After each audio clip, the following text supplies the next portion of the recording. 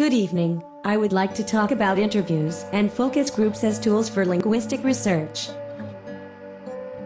When talking about interviews, it is generally assumed that the main benefit of them is that they give us privileged access to a person, that they allow us an intimate, or first-hand, sense of what, say, a politician or a celebrity both thinks and is like as a person. People are very familiarized with interviews in their everyday life. On the other hand, a person can be exposed to the media non-stop for weeks or months without ever seeing one focus group. Over the course of the last few decades, their employment within the social and human sciences has increased significantly, partly as a consequence of a more general shift from quantitative towards qualitative methods. The interviewer or moderator is often implored still to remain neutral during the data gathering process, to withhold their own opinions, the questions, and to remain impassive in the face of their respondents' answers.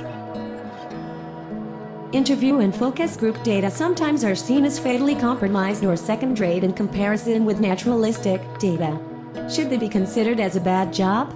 Or are there any positive reasons for wanting to hang on to these most popular of research methods? Both interviews and focus groups as legitimate and valuable research tools. They are understood as interactional events rather than a simple mechanism for harvesting people's ideas and opinions. They can be used as a basis for examining a whole range of issues, from the way that accounts are designed to do a range of social activities to looking at both the shape and limits of people's understandings of the world.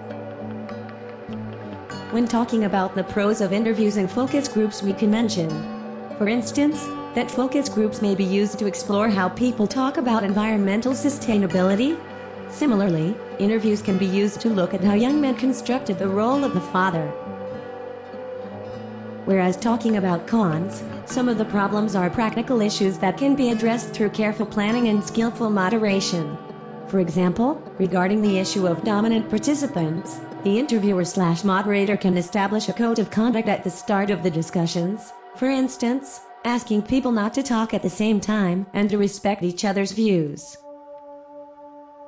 These are transcription notation designed to capture what was said in an interview or focus group session.